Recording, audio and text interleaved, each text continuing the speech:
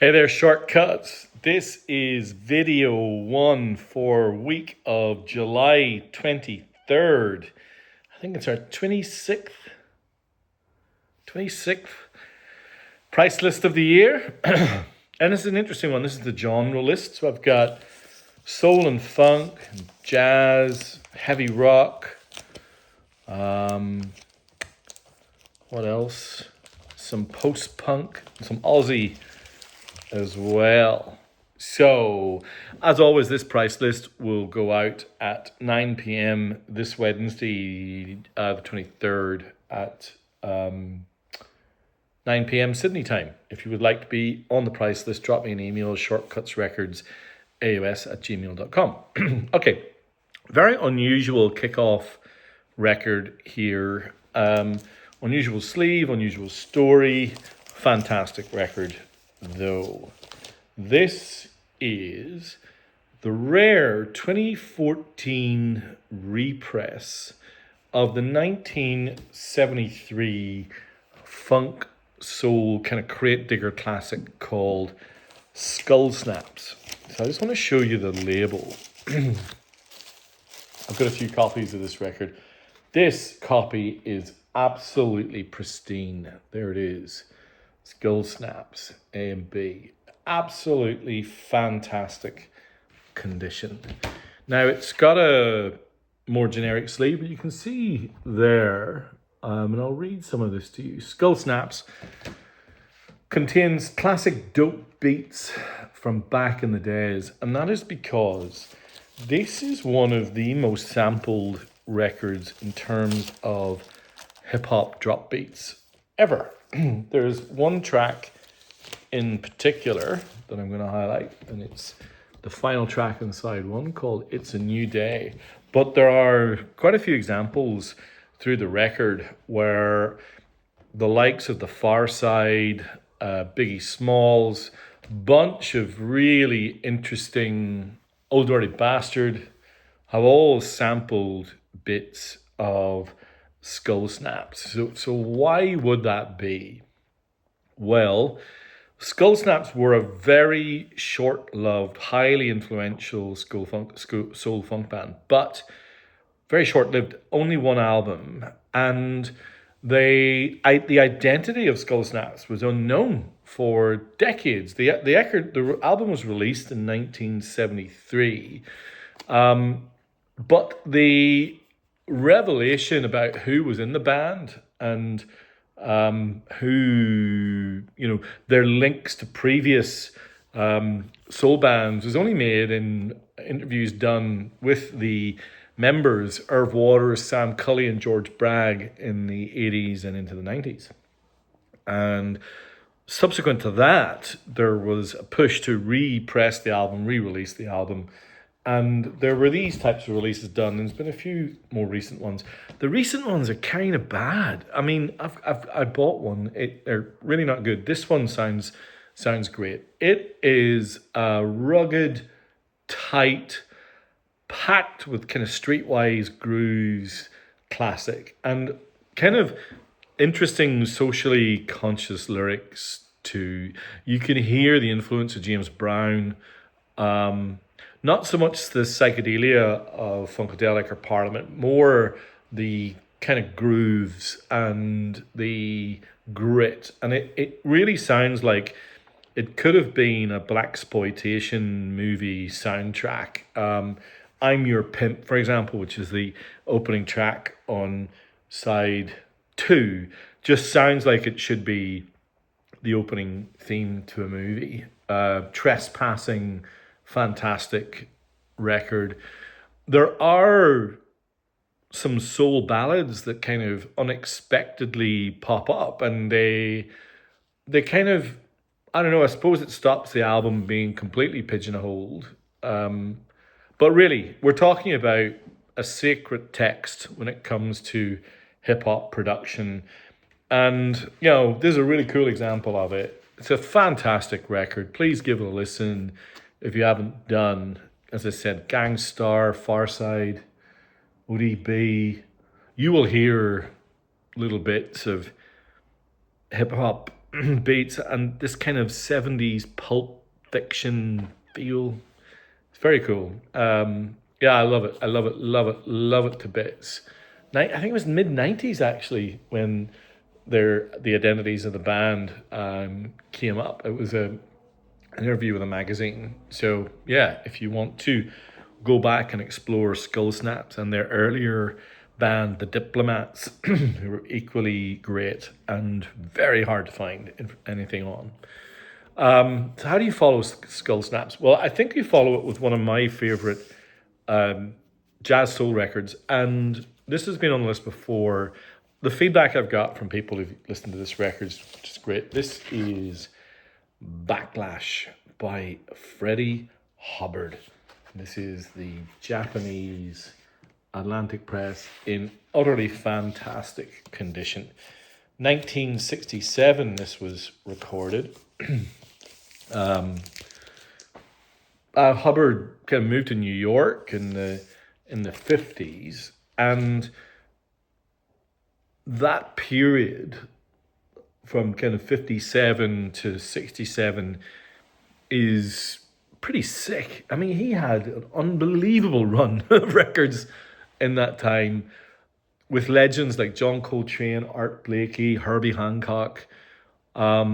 He was a firebrand technique trumpet virtuoso, but really deeply soulful too, which is why these 60s records on Atlantic are now kind of sought after, because they mark a shift from kind of modal, kind of hard edge to this groove oriented kind of funky jazz. And he then went even further into the 70s when he really went kind of full jazz fusion.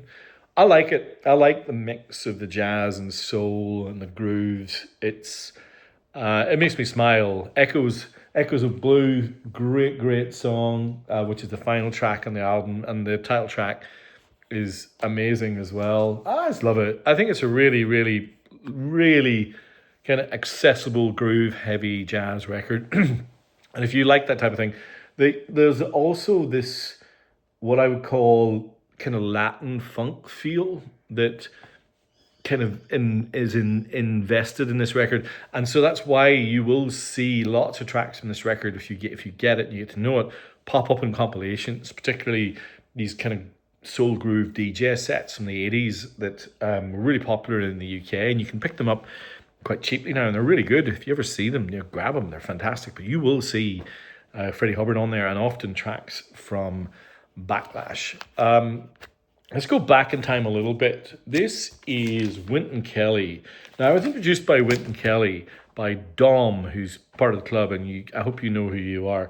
You, at one point, said to me, I kind of, wouldn't mind finding a Wynton Kelly record. Now, I don't know whether it was for you or for someone else, but I ended up then grabbing a few myself. I was just curious. Born in Jamaica, but raised in Brooklyn, and became a really in-demand jazz pianist in the 50s and 60s. And what I like about his playing is kind of, whilst Freddie Hubbard leaned more into soul, Wynton Kelly leans more into blues. His really kind of bluesy touch. He played on Kind of Blue with Miles Davis, and he played a lot with Wes Montgomery, who was, this really kind of bluesy jazz guitarist. So whilst most of his career he was a really elegaic sideman, this was his, I think it's his solo debut. Didn't get much of a push on release. It's on the VJ label, and it's really nice copy with Obi. But over time, it's become just a really beautiful example of what happens when you team the likes of Jimmy Cobb, Sam Jones, Paul Chambers, who all played with Miles Davis, with Wynton Kelly. And it's really, really, really beautiful. Hopefully someone out there likes it. All right, one final jazz record, and probably this might be the most popular of all of them, I suspect. This is Grant Green's Born to be Blue, and this is on the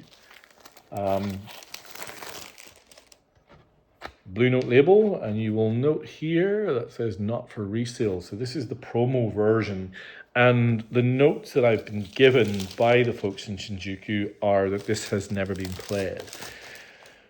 Now, looking at the record, it does not surprise me one bit. It looks like I'm the first person to pull it out of the sleeve. It's absolutely pristine. Now, this is, we mentioned Sam Jones just a second ago, Ike Quebec, Sonny Clark, Sam Jones, Louis Hayes, and Grant Green. Outrageous.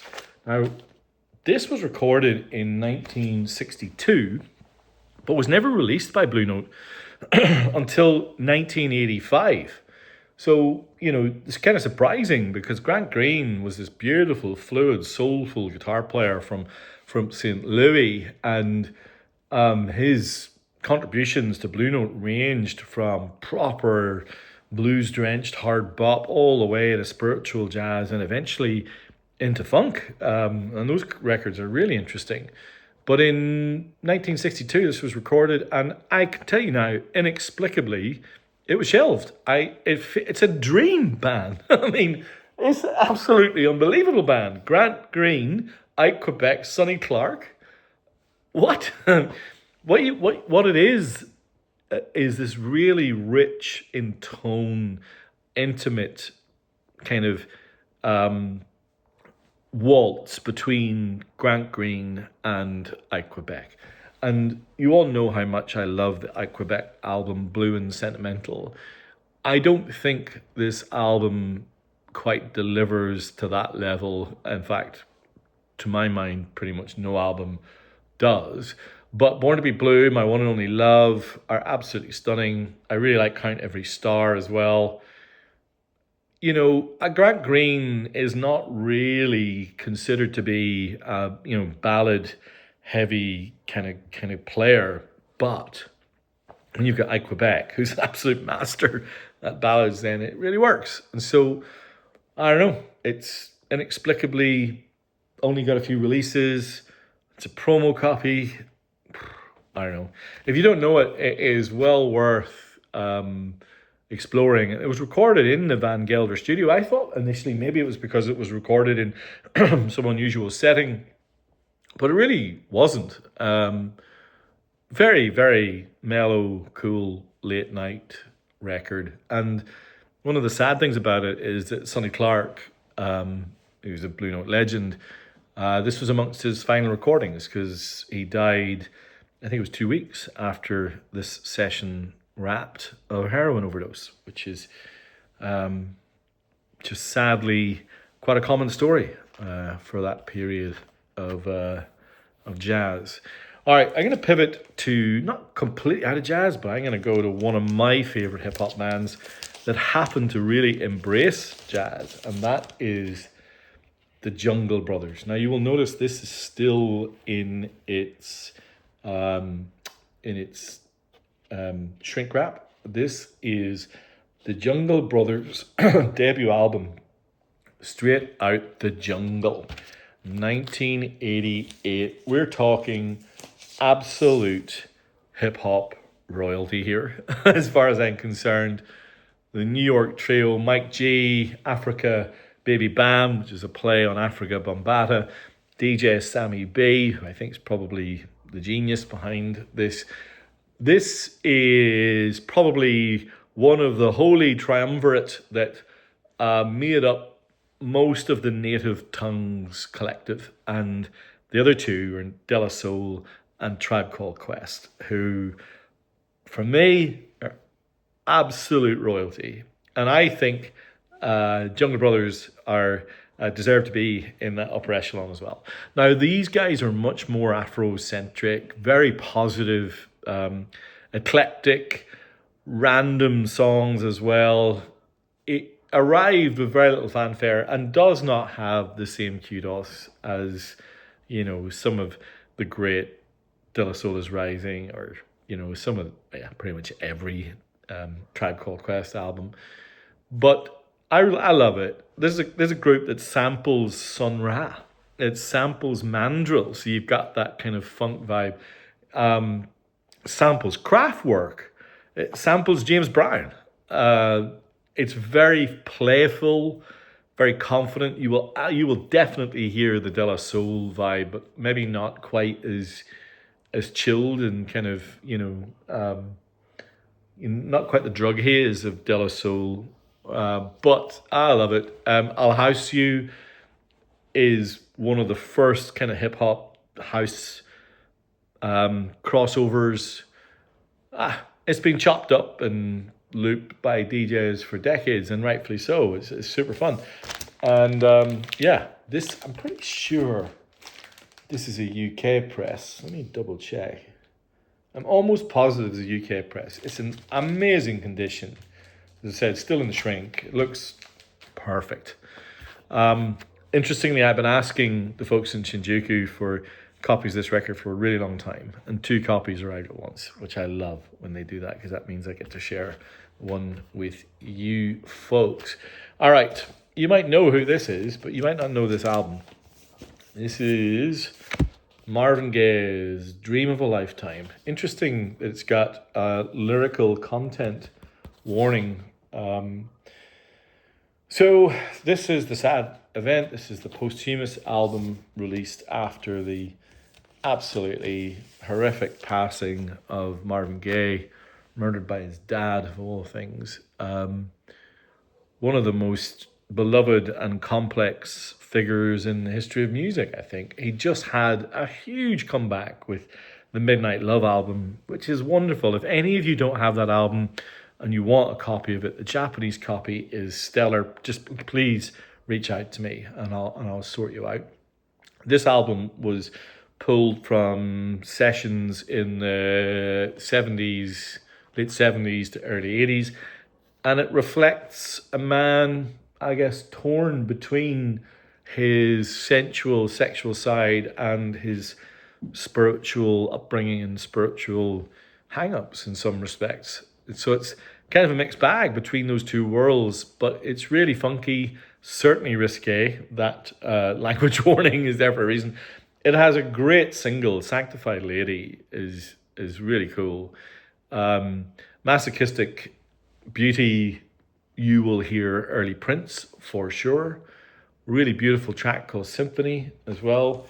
Yeah, Marvin Gaye's Dream of a Lifetime. It's really, really sad notes on the back of it as well. All right, here's one that is unusual. I've never had this on the list before.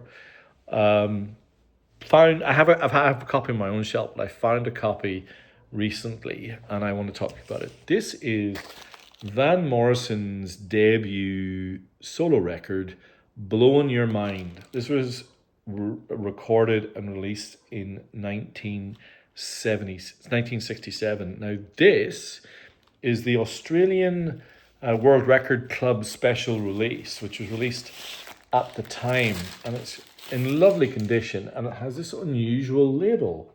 You can see it, the World Record Club label. Now, the opening track of this is one that many of you will know. It's a little known track called Brown Eyed Girl. There you go. So that gives you a sense of how this album feels. It feels like very contemporary soul. It does not feel at all like Vion Fleece or Astral Weeks. It's closer to Moondance, but it has, I think, one of Van Morrison's absolute masterpieces, and it is the track that finishes side 1, TB Sheets, a deep, raw view of the passing of a loved person, mortality, and the longing that brings. Honestly, it's an absolutely incredible song.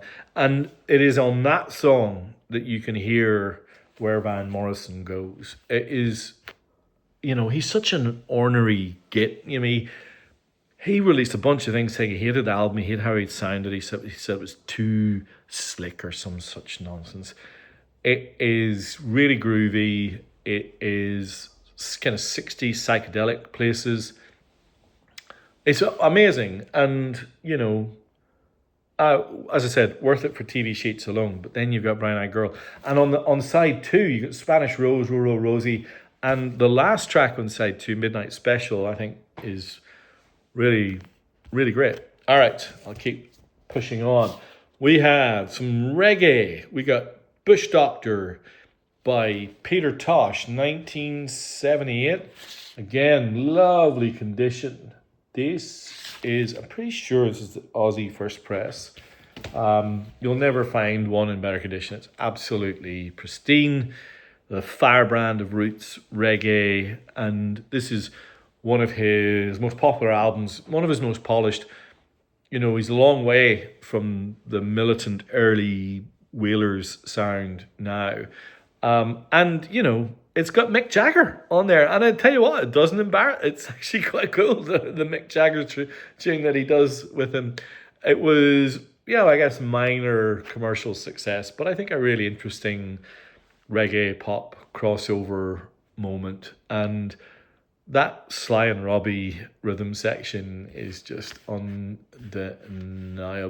All right, I got a really interesting record to talk about here. You all know Paranoid. Now, the reason this is still in the shrink wrap is this is the 2016 press that was done by Sean McGee, but this was pressed with an extra disc, and the extra disc has got the War Pigs instrumental, Paranoid with alternative lyrics, Planet Caravan, Iron Man instrumental, and then instrumental versions of the whole of side two, other than Rat Salad, where there's an alternative mix. Sean McGee I don't know if he got access to the tapes. I doubt he did. But what was interesting about that whole period, kind of 2015 to 2016, 17, 18, was that there were releases of Paranoid by Rhino and others. And a lot of people preferred this pressed at Optimal in Germany. Sean McGee based in Abbey Road Studio. So it's got, I think the early versions make it really interesting, but the record itself is it's a fantastic record. This is still sealed. It's never been played.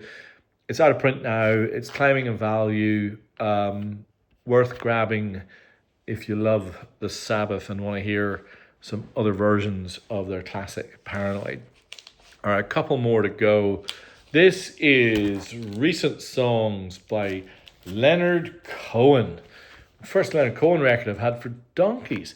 Funny thing is, I put Leonard Cohen regularly on this list. No one ever buys it. It's interesting. I think that Leonard Cohen maybe his cachet has dipped in years. I'm not sure. I mean, he always will be the Canadian poet of, longing and doubt. Recent Songs was his sixth album and was a move away from the kind of synth heavy song Death of a Ladies Man and a more organic acoustic sound, kind of more like his first couple of albums. You get gypsy and Mediterranean undertones with this. The band was a mix of kind of jazz and world musicians, and you can really hear that richness come through in the work. The Guests, The Traitor, The Window, he was into this at that point. Really spiritual, typical grandeur. It's just a really, really, really good album. And pretty much all Leonard Cohen albums, it didn't set the world on fire, but I don't know, it's really interesting. Now I've got my favorite record from the list. This is the Skids' debut album, Scared to Dance, and this is the Japanese white label promo of an album that I think is in the mix for the greatest Scottish rock album of all time. It's a beautiful copy. Let's see what's in here. I didn't even notice. Oh, wow. It's got the inner, and the inner is pristine, just like everything about this thing. It's absolutely pristine. I got another note. This has never been played. Scared to Dance, 1979. Just play the first track, Into the Valley. If the soaring guitars and complete just driving rhythms and melodies don't get you, don't worry about the rest. This is a band that was one of the best at mixing kind of punk energy with anthemic noise, and it's just a classic for me anyway. I absolutely love it, and therefore I have some copies of it already. I have a Japanese copy, but not the white label promo. I thought that could be right up someone's alley. Into the Valley, The Saints Are Coming, Masquerade, Charles. Man, do you know who I was listening to that record because I got that white label? I listened to it probably 2 weeks ago. The band that I heard louder than any other was Manic Street Preachers. I think Manic Street Preachers owe a lot to the Skids. All right, I have two Aussie classics, and one of them is more of a Kiwi classic, but there's an Aussie first press.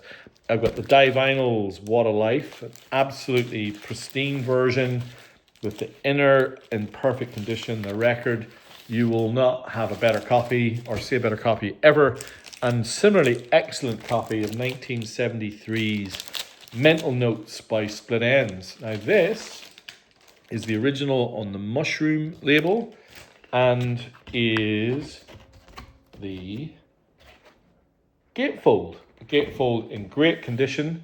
Timothy Finn, Philip Judd, Jonathan Chun, Wally Watkinson, Noel Cromie, Eddie Rayner, and Emlyn Crowther. This is an album that's seriously grown on me. I never was, and never was a Split Enz fan. I don't think I would say I am a Split Enz fan. I'm a Mental Notes fan. I think this is the best thing they did, and it's not even close. It is a real oddball, art rock, proggy, kind of smorgasbord of stuff. It grows on you like crazy. It's just gloriously eccentric. Walking Down the Road, Stranger Than Fiction, I think some of the best things I ever did. I know that it was then re-recorded for the British market, but I think the Aussie version is rawer and better. Just an amazing record. Just a bit rare, hard to find. And, Die Vinyl's What a Life, they exploded into international view with this, their second record. And, Chris Amphlett was just a force of nature. Just amazing voice, really interesting band. A bit glossy for me, this particular record, but I know the guitars are still quite snarly and quite good. But, really, really fun record. All right, that is the genre list. If you would like to be on the price list, or if you have any questions or any observations, please drop me a note, shortcutsrecordsaus@gmail.com, or put a comment below, like, comments, etc. It makes me feel like this is worthwhile. Thank you so much. Bye.